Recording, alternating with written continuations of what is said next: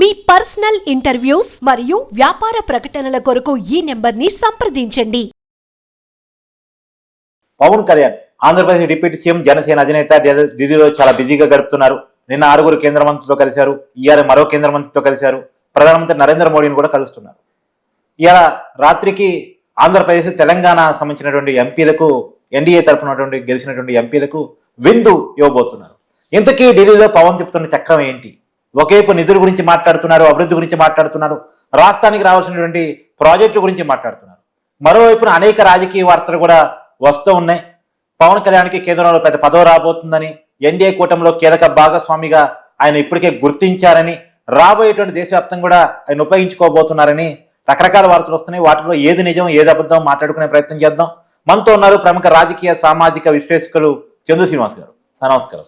నమస్కారం అండి. పవన్ కళ్యాణ్ గారు ఢిల్లీలో వరుసగా కేంద్ర మంత్రితో భేటీలు, ప్రధానమంత్రి గారితో భేటీ, ఇవాళ ఏపీ తెలంగాణ ఎన్డీఏ ఎంపీలకు విందు. ఏం జరుగుతుంది ఢిల్లీలో? పవన్ ఏం చక్రం తిప్పుతున్నారు? పవన్ ప్రభ అలా వెలుగుతుంది. ఎందుకంటే దేశ రాజకీయాన్ని శాసించే స్థితిలో ఈరోజు పవన్ కళ్యాణ్ గారు ఉన్నారు. మనం ఒక తెలుగు వాళ్ళగా గర్వపడాల్సిన అంశం. ఎందుకంటే నిన్ననే మీరు అన్నట్టు 6 మంత్రులు నిన్న 75వ రాజ్యాంగ దినోత్సవం జరుపుతున్న ఆ సందర్భంలో కూడా ఆయనకి 6 మంత్రుల అపాయింట్మెంట్ అంటే మామూలు విషయం కాదు. అవును, పార్లమెంట్ ఒకవైపు, రాజ్యాంగ సభలో ఒకవైపు జరుగుతూ ఉన్న సమయంలో మీరు అన్నట్టు సార్ నిన్న ఉదయం నుంచి చూడండి, అతను గ్యాప్ లేదు. నిర్మలా సీతారామన్తో పాటుగా పంచాయతీరాజ్ శాఖ మంత్రి కావచ్చు, జలవనరుల శాఖ మంత్రి కావచ్చు, అన్ని శాఖలు 6 కీలకమైన శాఖలతో కలిశాడు, మాట్లాడాడు. చివరికి టూరిజం శాఖతో 7 ప్రాజెక్ట్స్ కూడా ప్రపోజల్స్ ఇచ్చారు.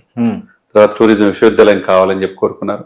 తర్వాత తన పిఠాపురం తన నియోజకవర్గానికి హాల్ట్ ఉండేట్టుగా వైష్ణవ్ గారితో రైలు అక్కడ ఆగేటట్టుగా అది కూడా మాట్లాడుకున్నాడు. ఇవన్నీ ఒక ఎత్తు అయితే జలవనరుల శాఖతో మంత్రితో మాట్లాడి పోలవరంకి నిధులు సకాలం వచ్చేట్టు అది డిస్కషన్ చేశారు. దాంతోపాటు నిర్మలా సీతారామన్ ఆర్థిక శాఖ మంత్రి చాలా కీలకమైన శాఖ కలిశాడు. ఎక్కడికి వెళ్ళినా ప్రతి మంత్రికి కూడా తన హిందూ సనాతన ధర్మ పరిరక్షణ కోసం ఒక డిక్లరేషన్ బుక్ ఉంది చూసారా? అవును, అది ఇస్తున్నాడు. గమనించారు లేదో? ప్రతి ఒక్కరికి అవును, చాలా తన భావజాలాన్ని ఇస్తున్నాడు.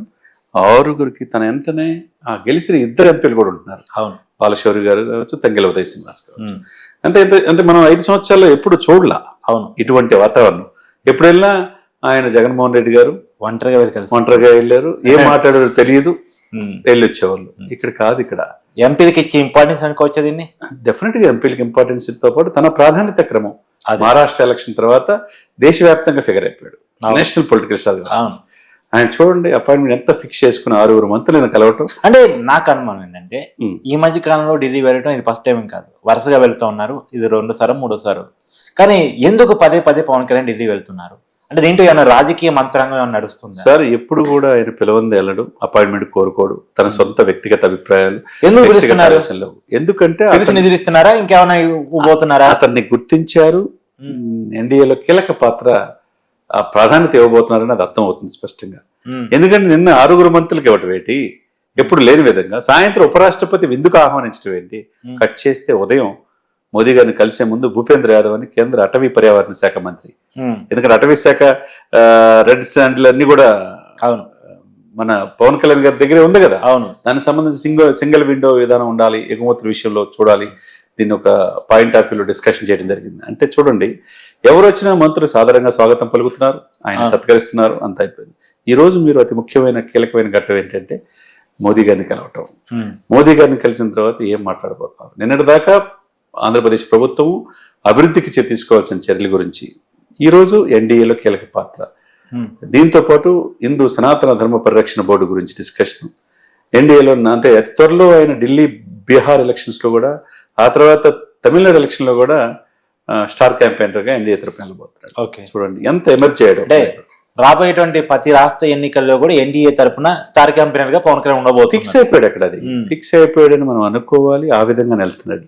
ఇవన్నీ ఒక ఎత్తు అయితే కార్తీక్ గారు, సాయంత్రం తాజ్ హోటల్ ఢిల్లీలో ఈయనిచ్చే విందు పైనే అందరి దృష్టి.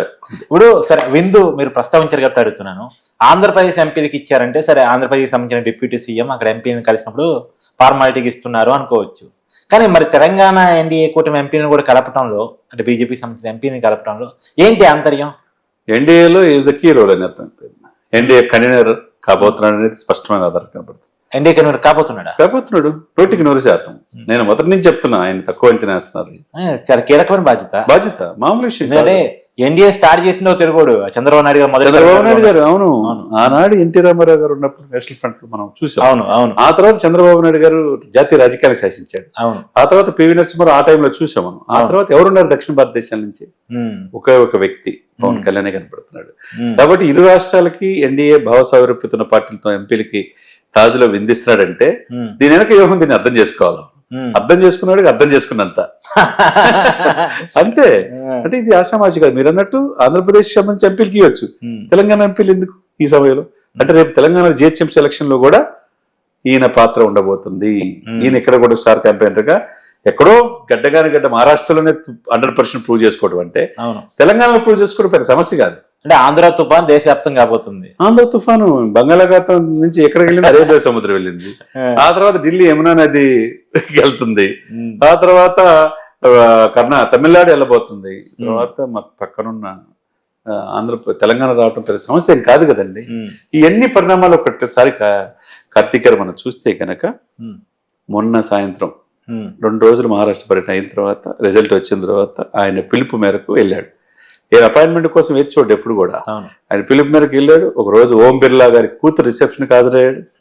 తర్వాత రోజు నుంచి నిన్న మనం అనుకున్నట్టుగా 6 మంత్రులు కలవటం, ఉపరాష్ట్రపతి విందుకు హాజరవటం, ఈ రోజు 7వ మంత్రి భూపేంద్ర యాదవ్ను కలవటం, అక్కడ రెడ్ శాండిల్ గురించి డిస్కషన్ చేయటం, ఆ తర్వాత ఇప్పుడు మోదీ గారిని కలవబోతున్నాడు. సరే, ఇప్పుడు నిజానికి జగన్మోహన్ రెడ్డి గారు ఢిల్లీ గతంలో వెళ్ళేవాళ్ళు, ఎప్పుడు తెలుగు మీడియాకి అడ్రస్ చేసేవాళ్ళే కాదు.